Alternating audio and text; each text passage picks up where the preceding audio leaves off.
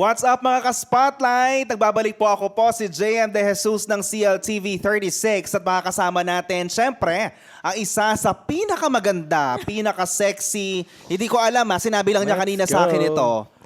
Danica Gino or KK? Hi, Kabalen! Maya Paaldo po. Hi. At syempre, we have right here my dear friend, and he is the team manager of the Capital One Solar Spikers. And syempre, dati din siya ang marketing head ng ating pinaka-favorite na sneakers, ang classic na Converse. Hi everyone. Good afternoon po. Good afternoon, good evening, wherever you guys are. Okay, palakpakan naman natin Palakpakan siya. naman natin. Let's go! Okay, Energy, perfect. friends. And Energy, we are yes. here dito sa Scott's Restaurant and Cafe dito sa may Malabañas, Angeles City. Nakikita natin, meron tayong mga pagkain dito. So while we're doing the podcast, kakain tayo. Yeah, Siyempre, the para food is sa here. natin. For Yes, you I guys think to meron enjoy. tayo dito. Ano to ate? Ano tong Steak meron tayo? rice. Steak, rice. Meron tayong tofu, may burger, at merong pasta. Pasta, Sana yes. hindi ka nagda-diet ngayon. I am though, but I'm sure I'm gonna try. Of course, you need to. Ay, ayan na yung Ayan na. water. Si So, Ate I want you guys April. to meet April. Ay, One of palakpakan the- din natin si Palakpakan natin, April. April. Nice staff. At Here syempre, in, shout ano, out din kay Princess Marie. Princess Marie, hello. Ng Scots at syempre si April May. And also to Chef and Ang all the, gaganda ng mga, the people ng Diba? behind. Yung ngiti staff nila ng, dito, kala mo Scots. totoo. Yeah, that's what I said. I love her aura and vibe. Ate. Siguro Thank you. nakasali sa ano nila yung pleasing personality. Yes, meron silang metrics. Pag hindi ka ngumiti, -5. True. Pero RV, we all know, para sa lahat na hindi nakakaalam, Kapampangan po si Yes. RV. Biyasa ko po magkapampangan, but for this interview, mas comfortable po ako to speak in English and Tagalog. Para din. Taga saan ka sa Pampanga? So I just recently got a house, not really moved to San Fernando. So I recently built my own home in San Agustin. It was actually parang random decision for me to buy a house Oo, kasi here in nagulat Pampanga. din kami. Like Yeah. one time, pinakita niya sa akin yung picture. Tingnan mo to. Oh, maganda. Yeah. Sabi niya, binili ko na. Okay. So it was last year, around May. Yeah. Or around March or May. Kasi here's the story. Nung pandemic, I moved here to work from home at the house of my lola in Santa Ana. And it's Yeah. quite far from Quezon City. I moved to Santa Ana. So imagine, very province, ganyan. But I liked it because we're not doing anything naman during the pandemic, right? So it was a nice pause and break for me from all the noises and whatever in Manila. So I moved to Santa Ana. 2021, I think good 1 year. I stayed there, kina Lola. And then I met friends. I met a lot of good friends. I think it's because I am true-blooded Kapampangan also. That's why I met a lot of good people. And that's where I also met JM. I was able to meet a lot of people in the volleyball community. And that's another story. But yeah, after good 1 year of working from home, we went back to the office. Was so sad because at that time, parang I was already settled in Pampanga. But of course, we have a house in Quezon City, so no one's gonna take care of it. So Iba kasi yung friends niya sa Manila. Yeah. Like, super formal, ganyan. Dito sa Pampanga, dinodog show namin siya. yeah, nasa industry kasi yung mga friends ko sa Manila. Most of my friends in Manila are in the modeling and showbiz industry. But I'm okay with it. Like, in Pampanga, it's a different, that's why I'm telling people nga, Pampanga is a refuge or a home for me. That's why. Refuge, what does that mean? Totoo man, maliit na bagay lang, pinapalaki pa. No, parang sabi ko nga ayoko makilala dito sa Pampanga as RV na marketing or like Yeah. working with celebrities or may mga friends na whatever. Gusto ko home lang siya sa akin kasi parang I really found refuge here. And yun, nakapag-volleyball ako every weekend. That's why parang sabi ko, Santa Ana is too far from the volleyball courts. Yeah. And my friends also are from either San Fernando or Angeles, ganyan. Eh, medyo malayo si Santa Ana. So, Every Parating weekend. pa sa point na nag-hotel siya. Yeah, I would check in, and my parents don't know about it. My dad don't know. Ayan, mami. Doesn't know about it. But yeah, I would check in. It's kind of, expensive to. Well, nakikinabang naman sila. Because I always stay at. Pupunta kami doon. I always stay Pero saan at. siya madalas nagsistay? No, it's Clark and Ano kasi? Yung First sa Laos. letter. Microtel. Microtel. Microtel, So oh. yeah, shout out to the Microtel people.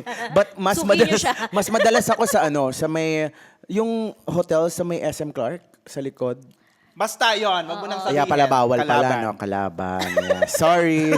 Anyway, Basta yun, sa Microtel, nakuha na namin, pero may time doon, kukwento ko lang kasi magkaibigan kami, no?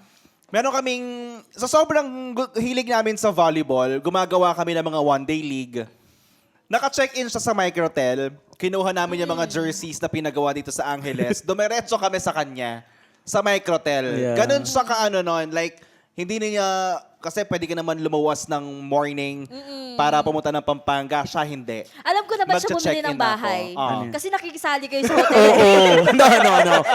Parang it was about time for me to also have my own home, and I Yeah. really chose Pampanga. Good thing I found like a not so expensive house in San Agustin near Saints Co. And then Not so expensive. spur of the moment lang na nakita ko, oh, okay, this is a nice place. Malapit sa lahat, ganyan. Oo. And also, ang worry ko, I don't wanna be far from Quezon City where I Yeah. live, and the work is in Makati. So, good thing naman, 1 hour lang yung house to kasi I drive so fast. 1 hour lang yung yung house ko sa San Fernando to my house in Quezon City. And if in Makati naman, it's just 1.5 hours. So, yeah, Good purchase. I bought the house like June. Lumipat ako ng September. So really naging focus ako. Pinarenovate niya talaga. Naging masaya Shout ka out naman. mo. Yeah. Shout out mo yung architect. Architect Ryan Tayag. Our friend. He did Hi, so well. Ryan. Sabi niya naging masaya daw siya, pero naging masaya din siya. He hasn't visited. He hasn't Di ba ako visited. nakapunta? Hindi pa siya He might visit nakapunta. later though. Well, I'm super busy kasi, you know, what am I speaking in English? Hindi, Oo nga, naging sorry. busy kasi ako. Tapos, ilang beses ko na siyang tinawagan na pupuntahan kita, pero may Pero- trabaho. Yung CLTV nakakasira po ng friendship. Pero later, I will visit his home. Baka pwede kang pumunta din. Sorry na busy ako. Pero I wanted to know, RV, kasi nakita namin yung iba yung buhay na nakagisnan mo kasi galing ka din ng ibang bansa eh. Tapos nag-graduate ka ng malayo din sa trabaho mo Yeah. ngayon. You finished Nursing. Tapos napunta And siya sa marketing, marketing, sa brands, ganyan. So, ano yung naisip mo? Kasi from one of the biggest brands sa shoes, sa sneakers, na in love ka sa volleyball. Yeah. Dahil sa amin, weekly nandito ka. Yeah. Imagine, after ng game, hanggang madaling araw, nasa coffee shop kami. Yeah. Dahil lang sa volleyball. After ng volleyball. Ay, perfect. Tapos nagdodog showan na kami sa coffee shop. Yeah. Ako kasi hindi ako masyadong maano sa Sports. Sige. Basta hindi ako masyado sa sports. Halata naman. No. Pero alam nyo, nung nag-aaral ako, nag-try ako mag-volleyball. Tapos, sabi ko, gusto ko siya. Pero nung nagkapasa-pasa na ako sa kamay, parang hindi ko na kaya. Pag-una lang yun. Oo, kasi nagkapasa-pasa din siya. Yeah. eh. Like ako started from scratch. But yeah, going back to your question, JM. Before kasi, Di ba? Ang mahal ng, well, going back to your question. Liam.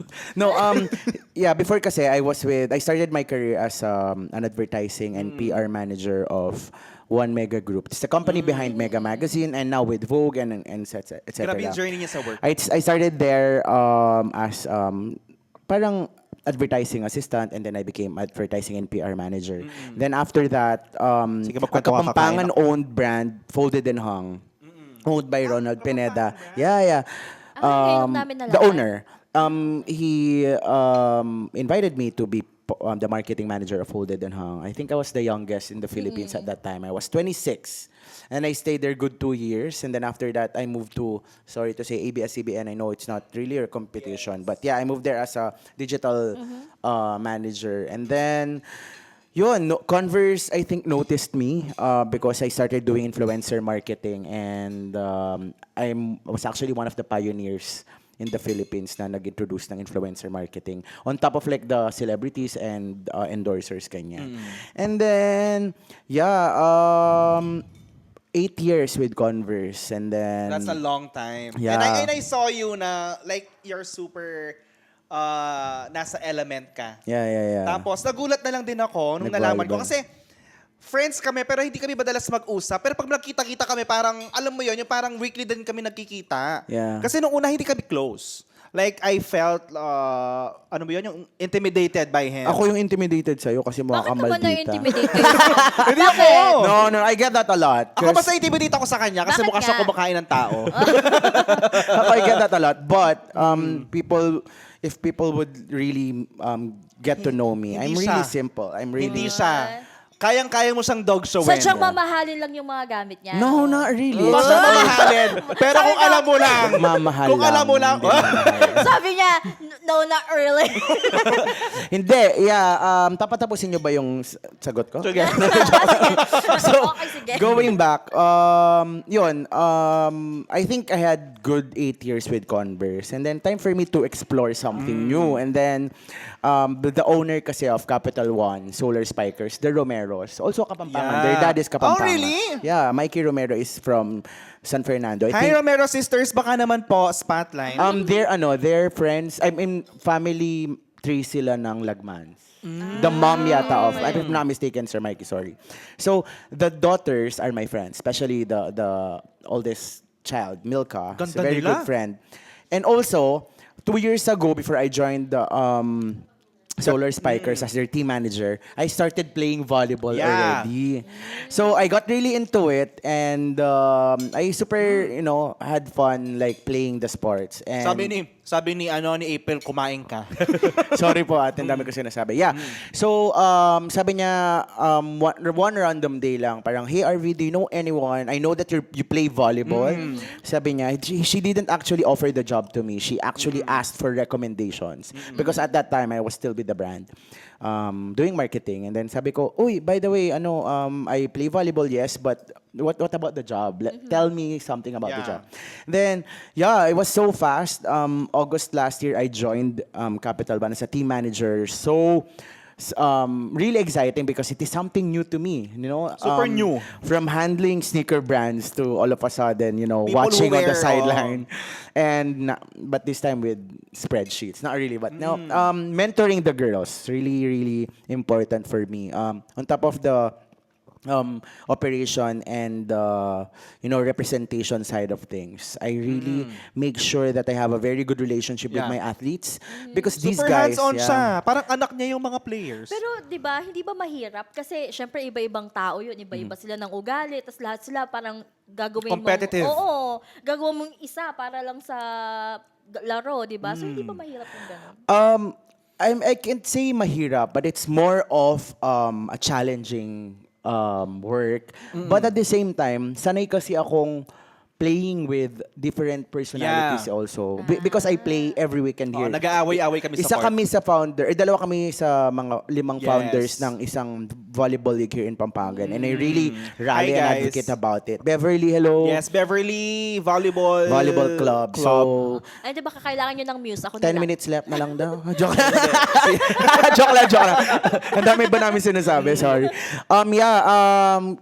To answer your question, it's not easy, but it's possible. Like, Knowing you, it's possible, of course. parang kasi ang maganda sa pagiging team manager, they also look up to you as their second parent. And since may alam na nga ako sa sport, I'm not a professional player, but I know the sports Yeah. by heart. So I get to talk to them on a different level na as a team manager and as a volleyball enthusiast, and at the same time as a parang spectator Yeah. every and before after games. Maganda kasi before yung and after games. relationship niya dun sa mga players niya. Like, we all know na merong team managers per team. Basketball, volleyball, lahat naman ng sports eh. Pero siya kasi, alam mo yung parang friends sila. Friends, yeah. Nakikita ko yung mga stories niya minsan na parang dodog showin niya yung mga players niya. Really? Pagdadala niya ng merienda, ganyan. Ng cheese bread. Yeah, cheese bread from Favorite nila yun. Pampanga. Na favorite na din nila kasi nag-training sila dito sa Pampanga. Dinala ko sila dito sa Pampanga. Kasi how I marry stuff. How I marry me being a Kapampangan as a marketing person and at the same time a volleyball enthusiast. And I think it's also like a given talent or natural talent. Mahirap like, kasi yun eh.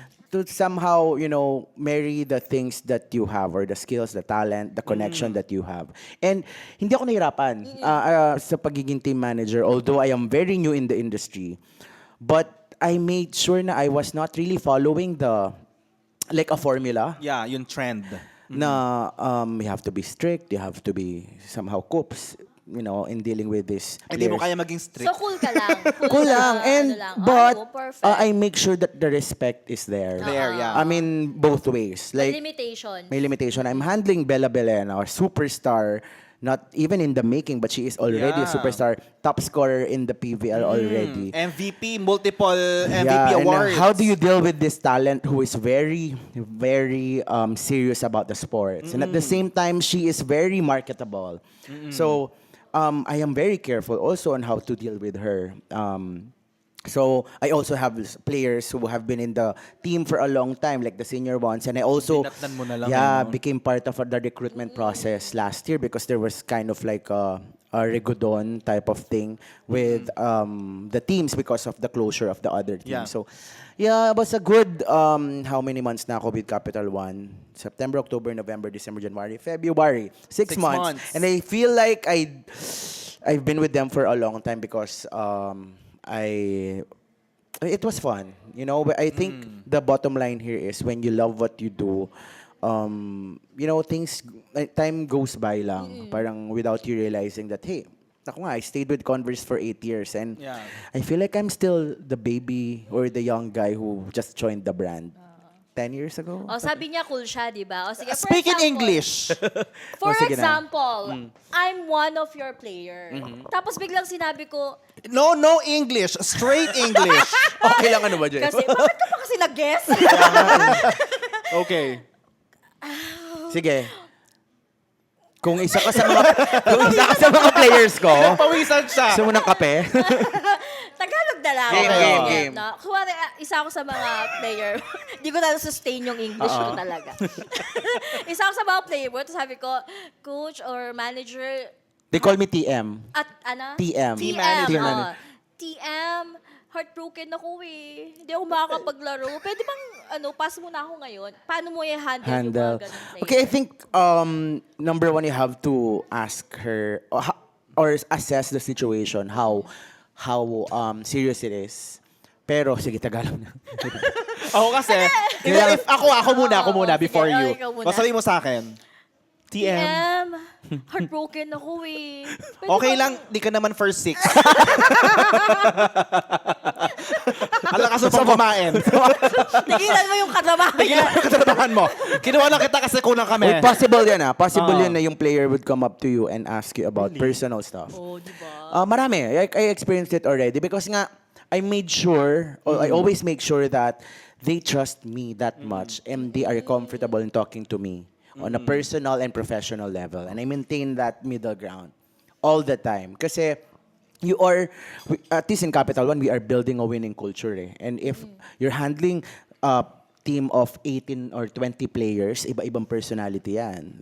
Pero if someone or one of my players would come up to me and tell me, Sir RV or TM, I couldn't play or I'm not at my best today because I am broken-hearted. Of course, I would assess the situation, the gravity of the situation and how heavy it is. Because all feelings are valid, right? And these players are just humans, And they cannot perform at the highest level if they are not mentally, emotionally, and physically. Tatlo lagi yun trifecta of an athlete. Emotional, physical, and mental. dapat balance lahat yan. And if someone, it's valid. If she's not, you've been heartbroken before, right? Oo naman! syempre. All of us. I mean, Ibang klase yung... Ako Iba hindi yung pa. pain, Oo, right? iba Iba yung yun. pain. Ako di ko alam, di ko alam yung Napunta feeling. tayo sa pagiging heartbroken. Di ko alam yung But feeling ng heartbroken. Kidding aside, if the athlete, I would appreciate it pa na sinabihan niya ako or Kasi magpaalam siya. parang na-feel mo na they trust you a They trust lot. me. And also, alam kasi nila that the management team, the coaches, and the team owners are expecting the whole team, the coaching staff, and the players to perform at their best. If not win, at least, give the kalaban a good fight. And yun, very siguro sabihin ko, I'm no psychologist or psychiatrist, but I would tell her to just acknowledge her pain and like, what she's going through and what she feels is valid. And yeah, and she's gonna bounce back for sure, better and stronger. Oh, Like eto, the langaw. may question pa ako. Kasi syempre, sabi English ko kasi, ka! I have a question.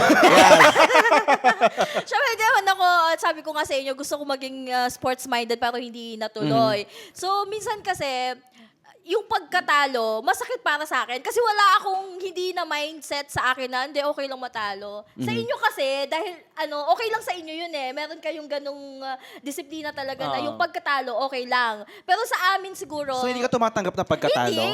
Hindi siya sanay. Tumatanggap ako, hindi lang ako sanay. Ayaw niya yung feeling, no? Oo, ayaw ko yung feeling. So, paano nyo nagagawa Handle. yun? To be honest with you, losing is always part of sports. Yeah. And it's just one thing. Because with losing, there is always this learning. And not necessarily na natalo ka, parang hindi yung ka na end. magaling. Yeah.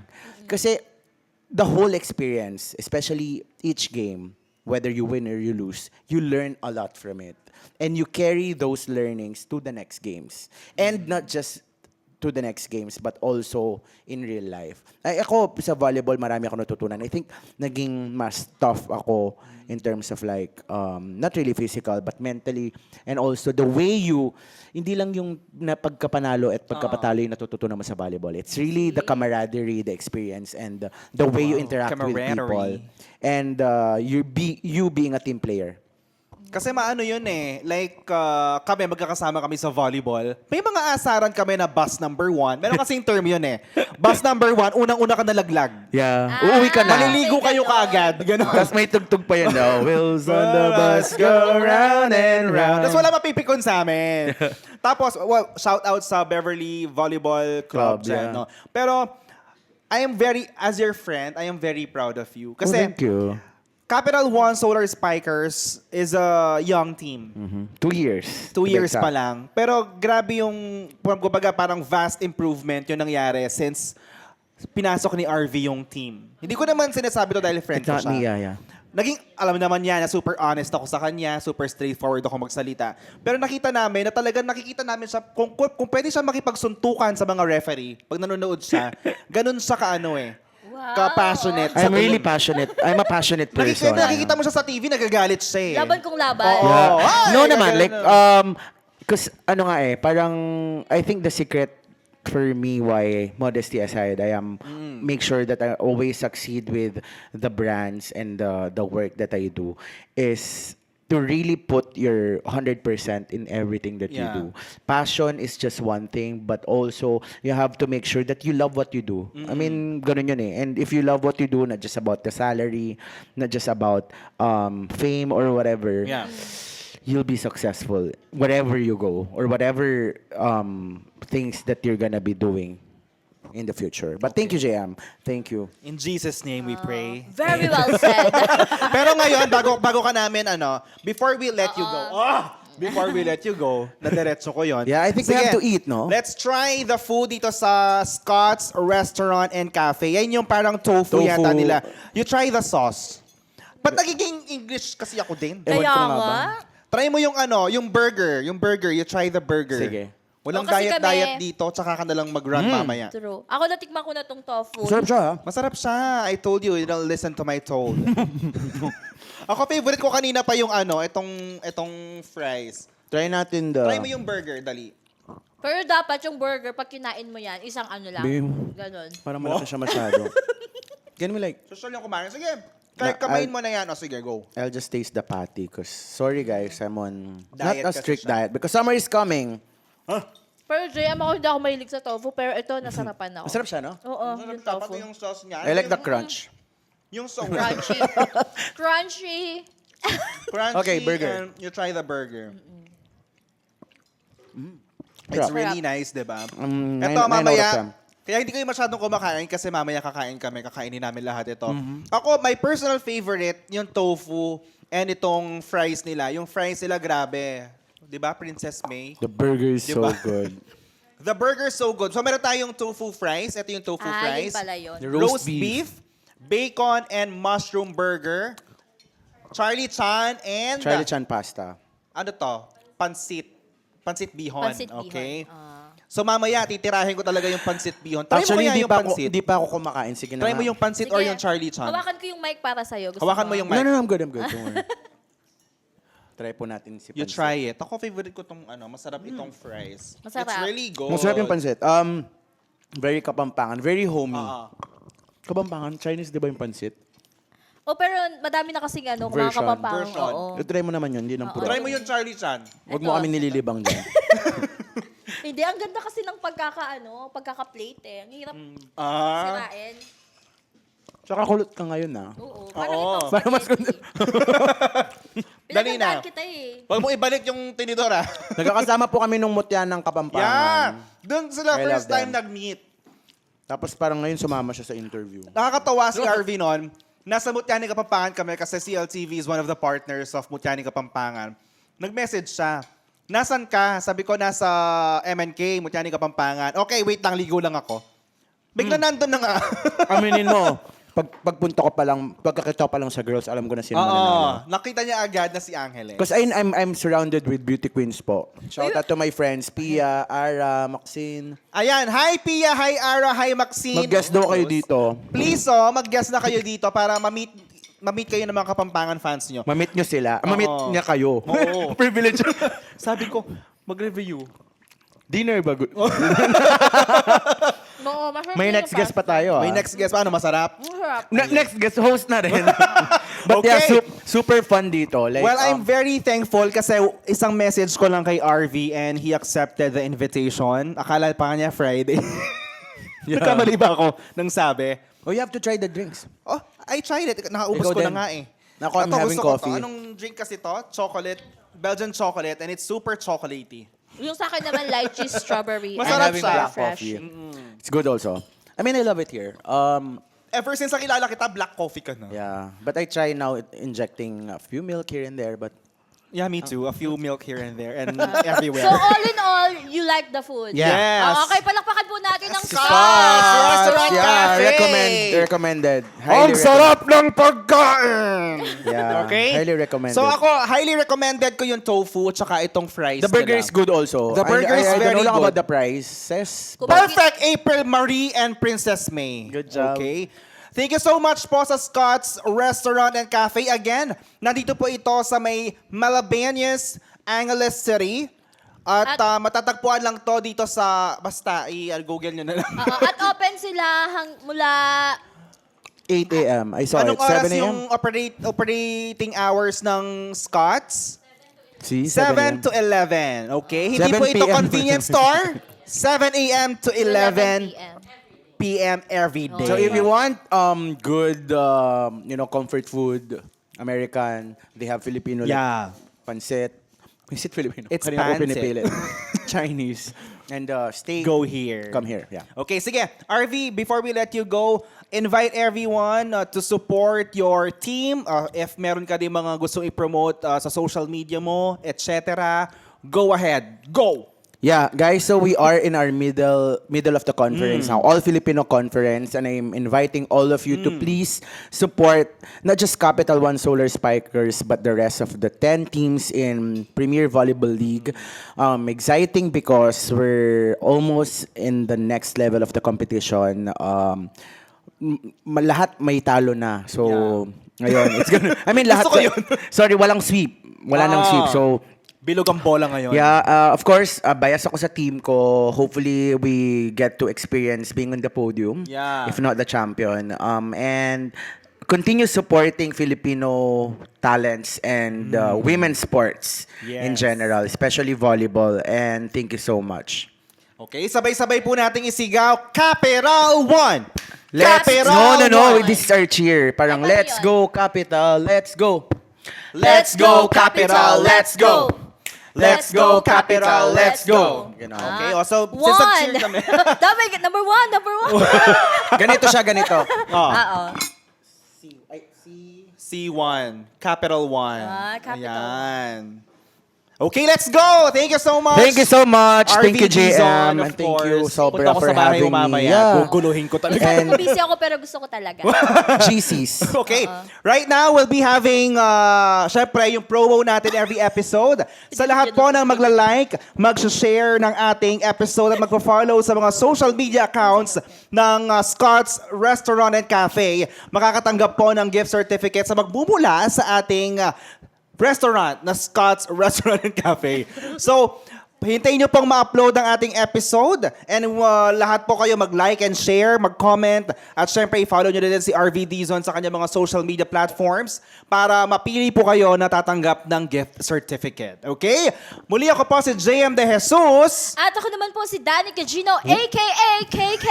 with... RV Dizon. At ito po ang Spotlight with JM De Jesus. Thank you. Okay, thank you Let's so go, much. Capital. Let's go. Let's go, Capital! Let's go! One! Capital! One! Ganito. Bye, guys. Salamat po.